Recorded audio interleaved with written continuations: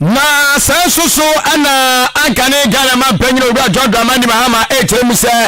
wadwinwa wantiase sebesi ne ayawa so west wagon ba election basabase esi ya no empenfo enhwe yenche wonoma no mu bon ohawa ekwoso no enso emu aso ehwehwemu ene amane aba betodwa akere se ema wonmo aware amamre ne amane kwanso ya ware wo mu a wo mu mutunum na te emu baye makomako 168,000 ene akire wo mu kunu won mu no mo sa atwefa wo machi wo mo sa atwempena enam so magana fo bi ma ene mema cha wo madwe die ntia ye mpempi ekoba ne sa wo ensafufo emu no aye ngumasua emu ensam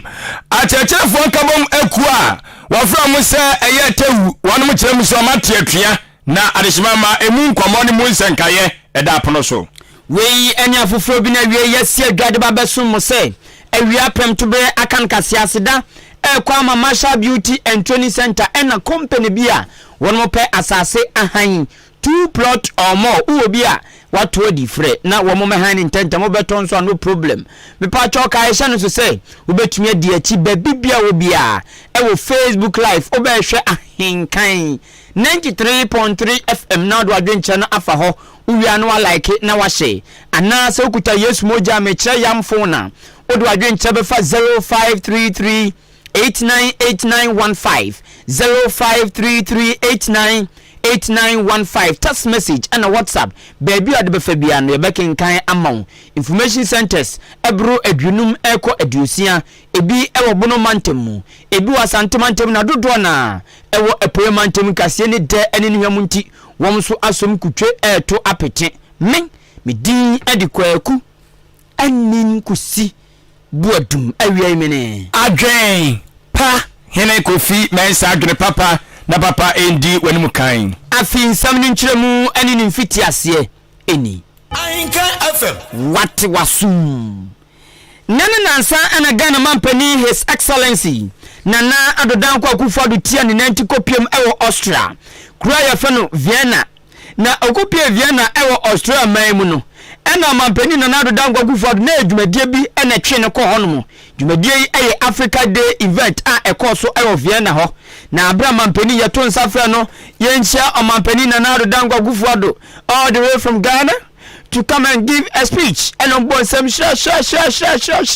na mampani nyame adom sada no so odress abrofo dressing obo coat and obo tie na nya asem ketwa mampani ko gina simpie ni apaso ensam die ohwe bi guo papa na ezan say eye abibifo da Africa Day nti na eye dwumadi a ekoso ewo Vienna ewo Austria nti o ma abrofo ne edom ne enkofo efira ma hodo so abehye ni na tiase say ebibrem yenso ye wadza oye enu nto mampani Nana Addo eka che wo ma etwa hye ni na say ono de akonya wanyan de obeka che Europe man ene wo ma aka a wo mo ni na say mo se bi nyamnya dom mo de bibi nti mo sema babi nyamnya hira mo man akonanim motumpon enti mo sa ankrofo ne sa man no Europe man no ya mo mbra abibre mamu na mo fa sika mewuro nyumam se de be ya ebeboa ma edwadi a eda abibrem ene Europe man ntam no ebetunya tumpon na konkan o mampani Nana Adodan Akufo-Addo to ne nsam so na o se sa nyoma wedi na na beboa ma abibrem so yadi ye nkakran na enye sa nyoma nkoye wa abibrem nti empenfo ne etotowro wom so atiada hongrom so wo mo twan se mo afri baby mra ye so soro de aboa de waboa no ne sa so nti mampani ama wo ma na atwa hia awo Vienna wo Austria Dana Africa Day dwumade ne ko so no etiase se de be ya wo so betumi atete wo mo kakra na abibrem so tumpo na yedie kakra aba ye mansim anane empotem nti wo mo ahyehye dwumade bi efe no African Continental Free Trade Area eno no eya bibrem ama wodo bebre ena be kan bom adigwa eno no mampani Nana Addo ama wo ma tiase se sa Africa Continental Free Trade Area no ebeje asase yantam be ya stores ana edwa nkese no ebeje makomako be ye adwunu 954 ena e kan bom ama wo mu na aye baako ewo abibrem ama wodo so nya digwa bom ebiem osi nipa betumi akọ saa biaye akọkọdi dwa ana nipa betumi abọ awuram akọdi nsawoso no ene na 1.3 billion entimampani ma abibrem anase abrofo no Europe fo no atiase se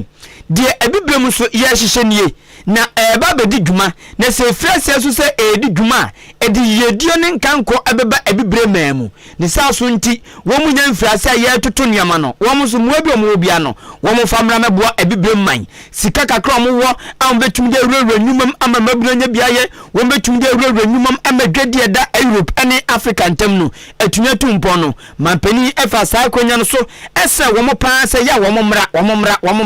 emra me zanyo mo ne se de be ya bibia be konkan na ye ne wo mo ntam de da ye ntam adwadie mu ni bibiam no atumpon.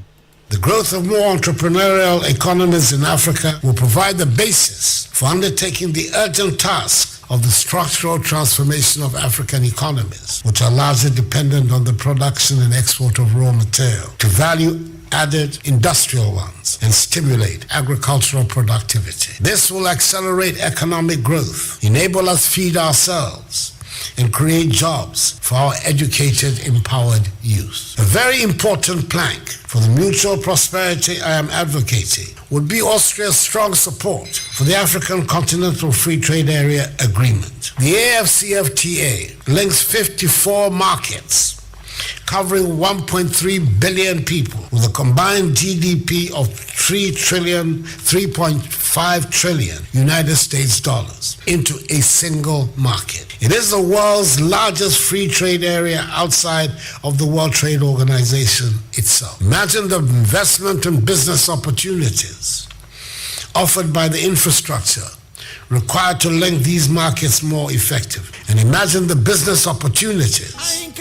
that this huge market would offer for manufacturing and service firms from Austria and other European countries that would establish production facilities in Africa to serve African and other markets.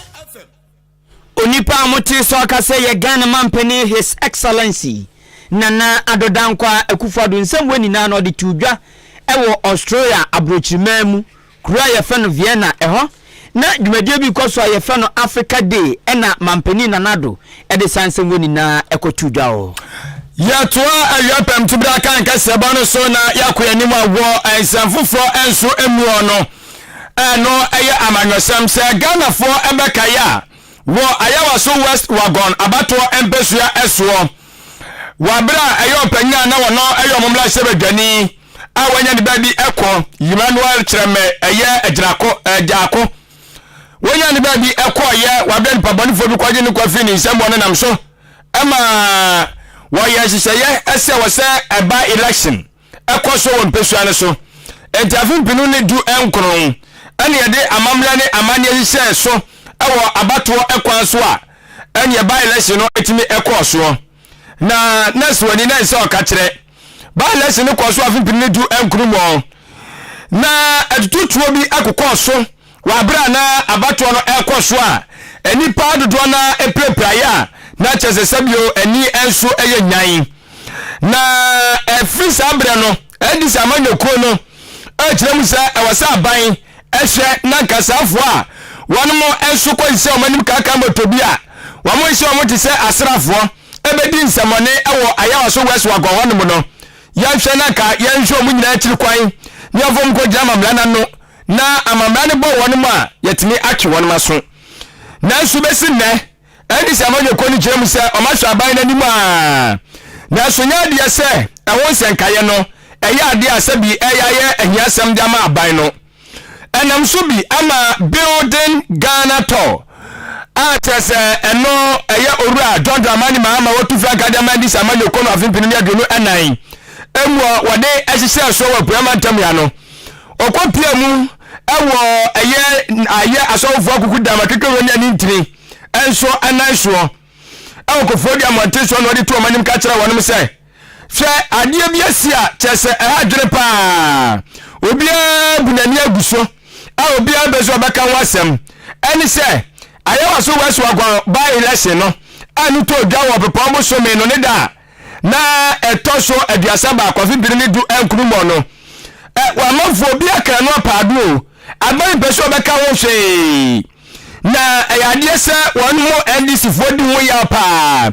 ese so ma de sheru to na no epreprai e wasa abatro di mu a sem no ka se wasa bi no mo na omonsa chimato aba ho a omuntimi kontimi emma ete ayade ha adwene bebre na ka no mo hwe anim sa anya hwe ka ba betimi atuwa na mo na sa krofo m kodi semani ni nyina no yakwe wonum aso na so so besine hwebuada eto obe ganda mani mahama edito eye asofo akuku dam ne toto ru amu apama ntam ya no ma edo kopio mo enso anamo so se wasira pa se sabasa bi se si anase se noma bi ekoso wo Ghana anu ma ewu ehia se wonum enso bamu a eyo mo bamu ntam na o mo so enka do metimi enso aye anase do mu se wasa aban no eye se de be ya yenya be chama Ghana ko nanim esanse yentimi kwato aba na nipa be se watu famu hwere won mo kwa ama ban no sebi won kana no tum ewo ho ekoba ne sa na je se ntwaye afofo no afofo to akukudam ene ani ntire won mo memma waso mo so akabie no omunya so sebi mo to dum sa na ya akwa ha adwene eto no de wosre ese eya asofo mpanyimfo se ensem bi kwaso ewo Ghana anu na ye Ghana yo nkwa ne kankwa wa mo fo ma no tumbi.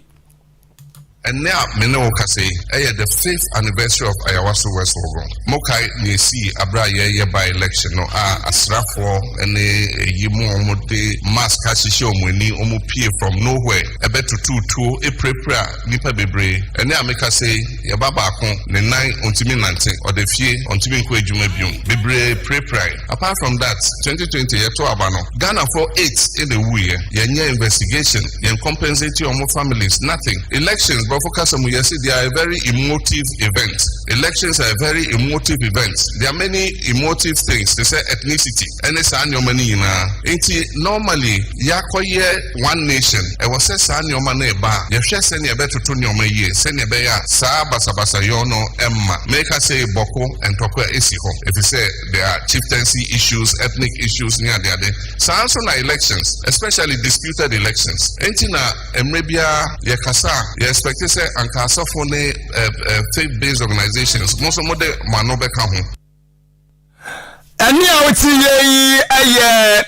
Akane Ghana man penny Pepe Franka Tuni Edema and this Amano Kuno Wafin Pinoni Edono and I abatredom Munina and so anymore. Ura John Dramani Mahama a year building Ghana tour. I'll be Pimo Bremantamuno, a ja and what is Ansibina Echo Tuja, the captain. Oboba ofori amanfo ena jabobo asasem nyina no enso de bae abato komisan ayesusua odo bebre se afi abaye babeto no peso yen sakra bebre ewom na sakra no afrase ayebi amana ye adwuma abra ye to assembly members abano ewa afi atwamu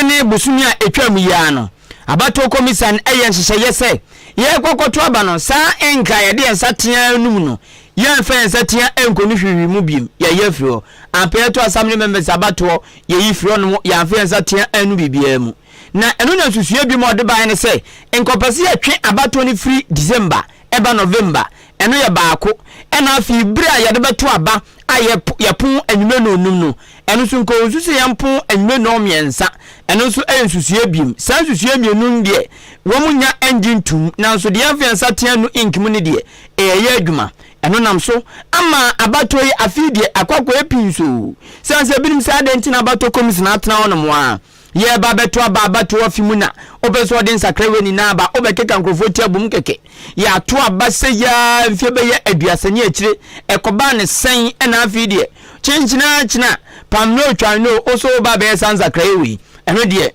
ebinim se ye ebinim se nya eno nam so ama coalition of domestic election observers ye 20 year no kodio womo ababonten de adesede ama abato commission say stade be ya wombo sampa woma ekrado say afiwei abato no baso ana embaso no omomode aso de timetable beba bonten amagano foni na ahwemu bi akwese prayers kwakobobo obi ahwa no musa line up beba line up no ba ne be uze match ye be koyi ana nkoyi ukohwem na se bia line up no bonkelefo bi ne nema uzi ade de be sei ade de ma chidi entumi ninkunim enti line up no mfam na ntem se de bia betumi ahwem me che timetable no eno ne ade se de kodufo elsa bato komisan se onfam da magana fo dodo na enhwem na yehu sampa waye krado pa sa aba no ye beto afi ana onye krado National Coordinator Emma Coalition of Domestic Election Observers Ora Albert Ahin editor just say biem ade we timetable ne betumi akoba ne say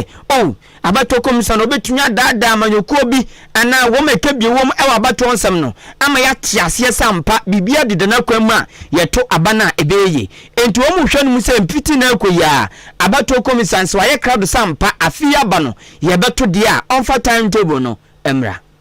The timetable for the 2024 election hasn't come out, and I believe that is the reason why a lot of the smaller parties and the bigger opposition party is dragging its feet. By now, that timetable, that calendar should have been out to be able to convince everybody that they really mean business, and whatever the fear is from the opposition, it is non-existent. So I will appeal to them that they should come out now and immediately with the timetable and convince everybody that they will be able to deliver. Some of the parties in the room were saying that whether it is going to be used for 2024 or not, that thing should be start rolling, so that whether we're able to finish or we are not able to finish, at least by 2028 they should be able to use it. The general consensus I heard in that room was that whether it's 2024 or 2028, the process should be set in motion. That is what everybody was talking about in the room. Everybody was talking about in the room. No bia e kan wasem e wo dan ni mu. Onipa muti so ka say ono na ye coordinator national Emma Coalition of Domestic Elections Observers Kodu Ora Albert Ahin. Na ya de kasebo no eko eye nwumasua dwumadie ne ntotoya enso emu. Na system no kasebo bodwam ewo yesua pa wodo ni mu a achetirefo kabom kwa wodo woni mu no dodo na fiase a wonom etiatwia chese enya asem ketwa na pempem no ekasai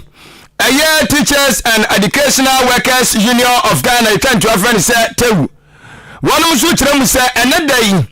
aya ogefo abosome ne da edikan afimpinu ne aduonu enan mu wonom so kirese womo de womo twadua ade agufam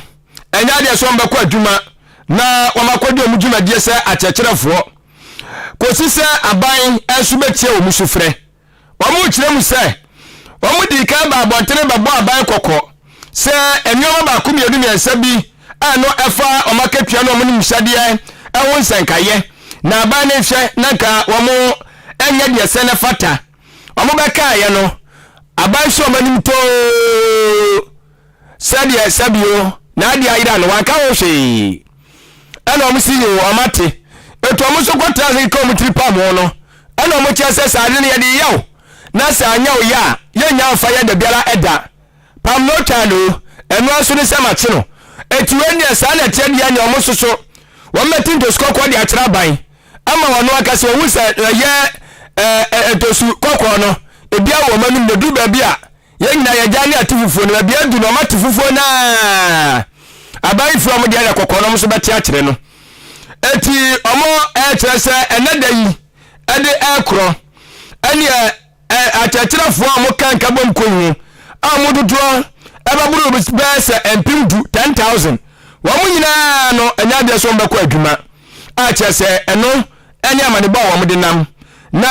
eye otutire ni edema Teachers and Educational Workers Union of Ghana tewu eye owura Sulemana Abdul Rahman ana wo kirem ese ensema mu kanyina no omakatwa wo nsankaye uhwe eye wonoma sabi omabedi dwumadie ewo atachire kuo ni mu a ahomo akoma wo mugiem chese omanya vasudie bia saa o ai ewo omo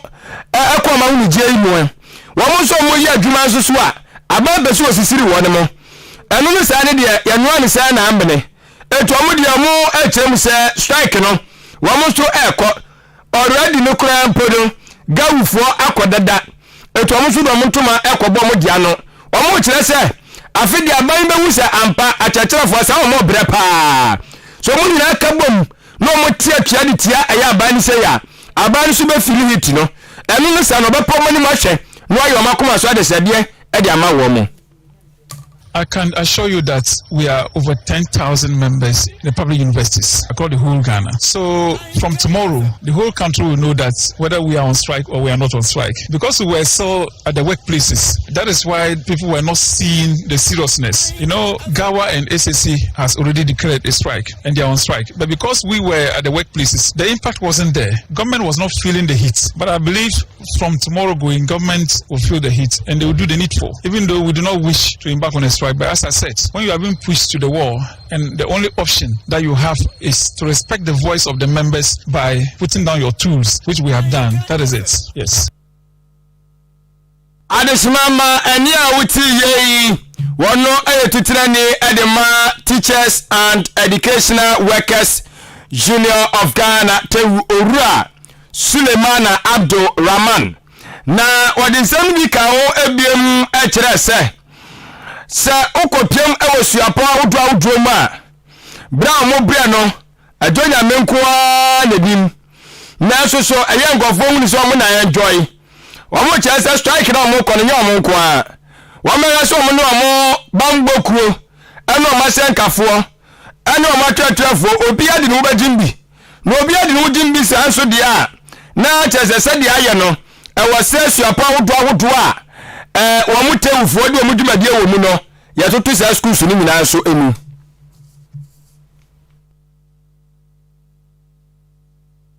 We are going to make sure that we have task force across all the university campuses. We have local leaders across all the public universities. So they will make sure that they put in place the task force to make sure that they monitor for everybody to comply with the strike action. And of course, we have also taken into consideration that if you look at the public universities, those who are keeping the place safe is the security. So we have the view that the strike is in stages. For now, we are asking the security to remain at post. But when we get to a stage where we need to withdraw everybody, I can assure you that the university will be locked down. Because if the security men are not there to work, you can imagine what will happen. Na Jesus sisi anu do maka kire mo bamboku no se omo de omo nkoso anwen omo na omo di dwumadie ne kwa ahomagie omo ko akwakoti na fie kakra ahwe aban nanim so omo twan na aban no amfi omo a ene bamboku no su nyina omaka chom so mo maka ho mo ka mo la ko no mayeden omo su nyina akopɛ ene adesuafo do bia ko school suapo mu e betutu nyina mu na mata fie abusuafo enya otiye ono ena ayetutrani edema Teachers and Educational Workers Union of Ghana Tewu Owura Sulemana Abdul Rahman ena otene nkano ye toa awiapem to bra kan kase no so na ehwehwemu abetodwa kire Ghana no musei ema aware a wo msan ene mema foforo hyehye wo nkrumachi mujin se bia mo ya de ye dititenipa nyame pe na ehu ye hwe wo mu hu nyama papa wo the figures in na babonten enam so magana fo bi a kire die ntia ya na mpempi onipa aware ezo san betwempena die ntia ye koba ne san no ye ba na medimu nsem abrew me patro Marshall Beauty and Training Center kobo ti wo ho koye makeup so pedicure manicure koye wo ho me patro eba no nyoma ema nipa wo ya kono titru ema Marshall Beauty and Training Center hope ena meka mfama wo sanse hope ena minim Marshall Beauty and Training Center hope ena maso ahwe na no me kokoro me na ho okona sade obabesi atam onan de to ne sere so a ochense de wanya organ bi ode ato ne sere so osuabo nyabo trema nan no ewere hu bubu more no kaso kama na ya kona ode hye sandasa fe awunsiesie de eyema nipadua bia awunsiesie nya de a ene ho ane betumi aka je so nwale 10 days wo betumi pejansa eno no utumi asa na sampa awunsiesie enye na wa nwale 10 days a obeti una mawa beti hu feelings obeti hu feelings enti when na no eka awunsiesie hu ya na mpempi ebinum ye ema ne broso enti ya na ehu ni se enya ade a eboa pa makeups ye etrebo pedicure manicure ni na no eboa ema ahusiesie edimu esan so manipa ehutwa ema nyankopon animunyam daadi mepa cho ya oba na ope baby asiesie hu ama wanimunyam adaadi ama yehun sa mpa nyankopon san no efa eya commercial beauty and training center enye no nko a obu on ma adwuma bi sei na ni gye ho pa na so baby obekwa kosua bi eya asem so abofra bi on ma adwuma we na ni gye ho a odi ne commercial beauty and training center on mo a mepa cho obekire no ode bosuni ketua bi bekire na adwuma nani so owia amanabodi nkrata a obetumi dia ye adwuma no Ghana ha ena afi wiase afana babia Masha Beauty and Training Center achimodan ena owo oko nursing school mo no na no fiti traffic light eko nursing school mo no mo fifin babia ena behu Masha Beauty and Training Center obe friend 0208309581 0208309581 and 0244171667 0244171667 now ne Masha Beauty and Training Center enkasa uwo fi afre no oba be door to door service amount utu kwanso afre no odo beko na de opeso ye no wakwa ya amount wadaruma ayade se company che se wope asase na wa renti ana se wa han se udibesi awa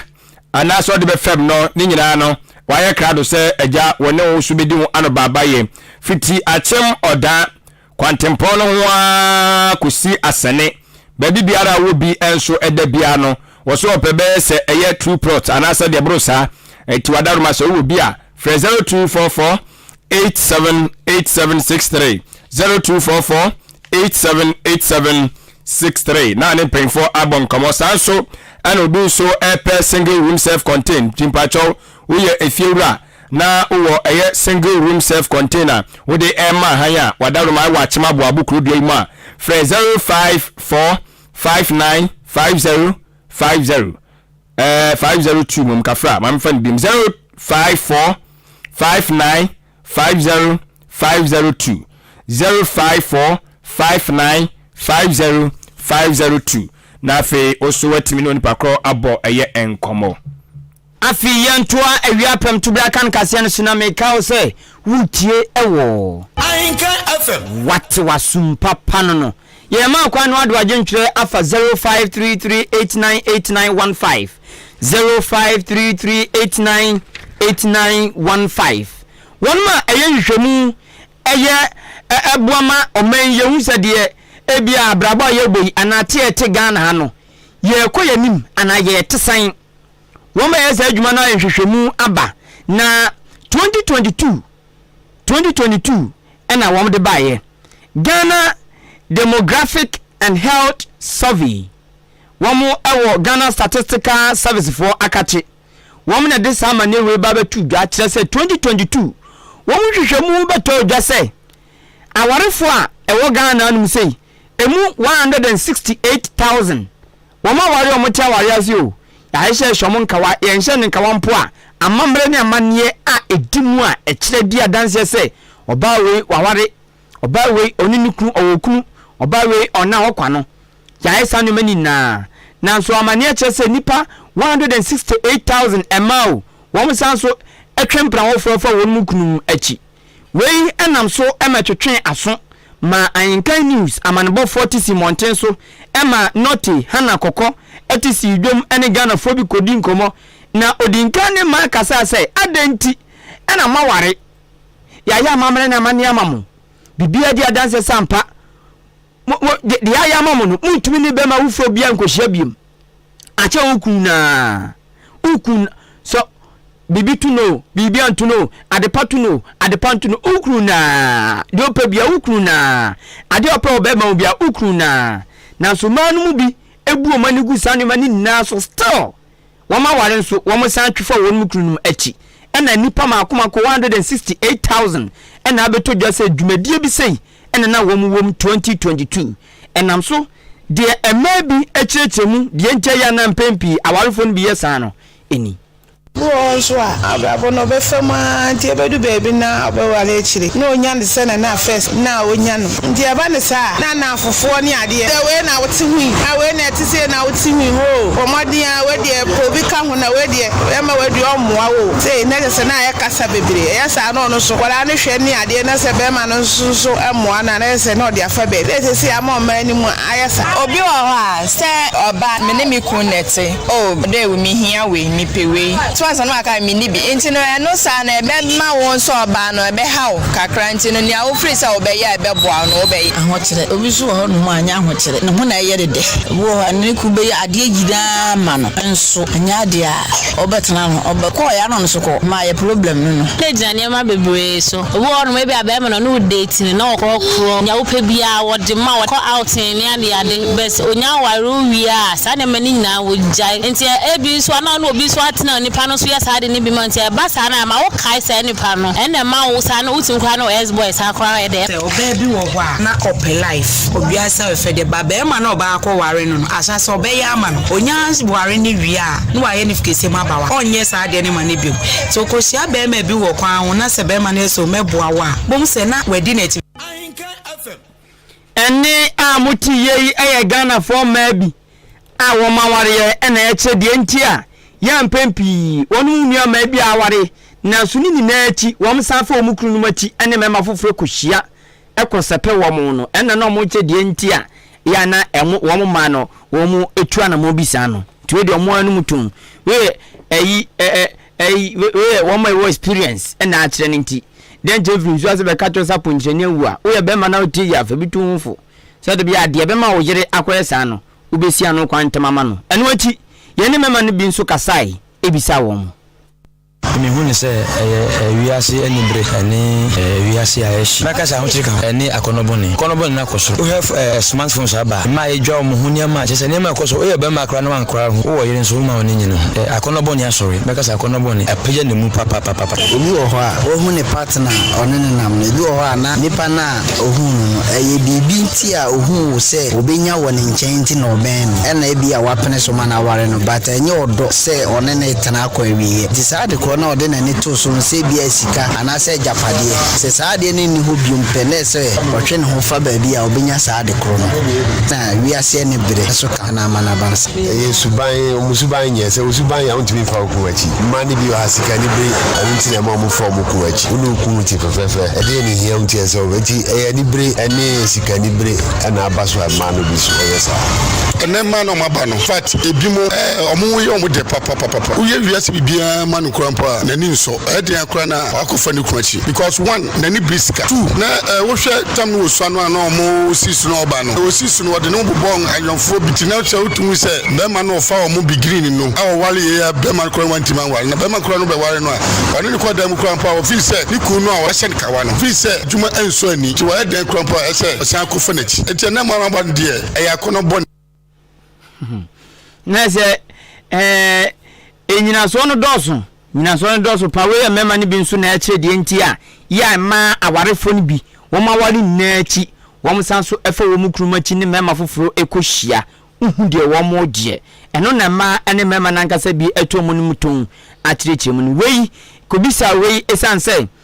Ghana Demographic and Health Survey for a wo Ghana Statistical Service womo ende hwehwemu 2022 na beto dwa se ema aware makomako 168,000 still womo fa womu krumachi etwempena ewo machi ennam so a yekobisa wi yama ne boni hana note koko ena boa we nna no ema yen yo mo kan ebi ye nokore ebi nso nya nokore ana ebi nso nya nokore so o ka che am se oba no be ma no onyanya ho ade na oye bibia ma obi dia wo kan ye na ode mi pie na ode me kwa nti ebi o wale won fa won pie ni ade that one ye nkura no mo eno mi hun ande mi hun so yo ba na hun sa enye wi wale na mi pie me wale o me fa won pie afele ye ba wo nkura ba yo nkura bebem man be you adwoni sa oh na se enti no ka na man be ye bi ya say me kru ye ware ni epie no to bikini ni akodware swimming pool ne wa ware na be pesa anu ma wi so ware me dey fa me nyesa na Mr. Amuade o ya na when you serious enti boys wa Mr. Amu odun pie wi amokwa so ya Mr. Amu pie mu pie o pie na amokwa anya hwe amomre fi na bi 100 cedis ko eko wo like be da ho yes so ti ase wo water be da ho wo nkra school fees abetua enti sa portion ne de mo count wuram oba anya se wotifie ntutumi siesie wo betima di wuni ada na ndi o manka se man bi su se bi ase we man mum na ka mema ne de ana fi ade ba ko na dominate wo ma omanfo kyerɛ ma dwa mo kan ani bre ene no de ene de bre na hoode ahode ne bre na ahode ne de no kura pa na mara ba ne de obegbo no ase balu ono zaka na to ma bode ahode no wo soro do ene ani bre no so kan ho se na ya na ya fukubo madam fo ye se me se ni mo ba bi a me oba na madwene wa me ntia se oni osram kutu ennemre mba osram kutu ennemre ba yes wako SS awie SS ana wie wa wie ana osram kutu si apon kura wako bi osram kutu na se una mo SS awie osram kutu ana beka chense osram kutu no nku bro be bo a kire no aso wu ne wedie pa wo fe afoku na se ma wo ebi wom still na ye ma papa fo se bibi ye papa wom mo wani da ho abenya bi papa wom enti na wo so enti na ebi on se wo hwa wo bre se so wo hwa na nya nto bwase wo hwa ni na so se bia o so hwa na se de wo be de no papa no na wo ba bi wa ko wura ni de ma ni de mo nko ano nya asem ketua oba wo de mo fe chen be mo be wale na fi se be na oba ma no so wo ko oba wura o de mo fe chen wo de na ni abi o tena o beku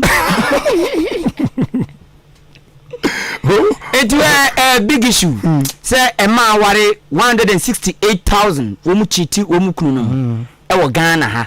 Wo wutie so just ne saying. Then I walk found 0533898915. You be king adwen tro betumi a fa de brantem yengen kama. Adwen ko. Wa Facebook no fantastic Robert Force e do de aba. E jo no de campaign na ogusu a wo ye. Na o kire mi say isi ne no ma bi opese o ye no. Omo NDC for dwene ho omo ntia se omo nani na ho pa owie no achia onimonyamfo Kofi Benta Afo yate incoming MP sehwe yoso yo World Force de no nana akua moaboa ten so de ne de aba Abekuma Central na o kire mu se breaking the 8 no Dr. Baumia waye wie dada NDC for de bibia isi de baba bia anya omofe bibia anya omofe mo ya DF yi kwan na nka odan a o se contractor no sebi na ne gine master planner junior kentampo master planner de men carry was it MPP if MPP want to break the 8 okay, or this be before be so break 8 no wa bra won emre dia e dey simple kura o monfa eye Dr. Metropoku Prempe MP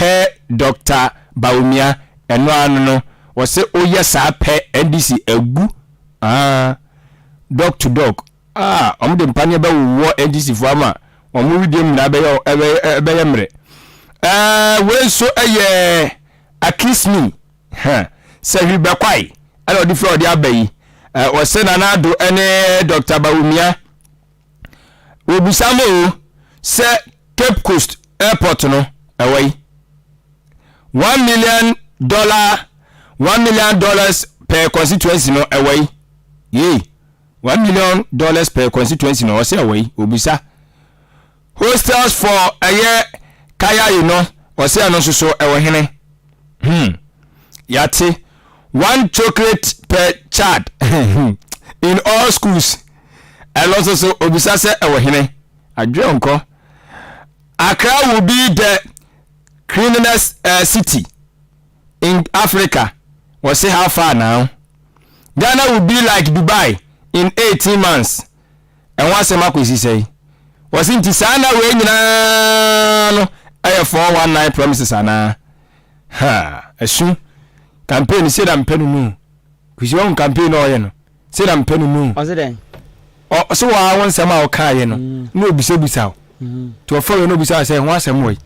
Hey, ti dey ko bisa say Cape Coast. MPP abai share bo some go kusi airport wo. But dem say no msa be kan say anofom. Ona say anofom. O say no msa be kan. Na bi dey tie nie. O manifesto na ka ho.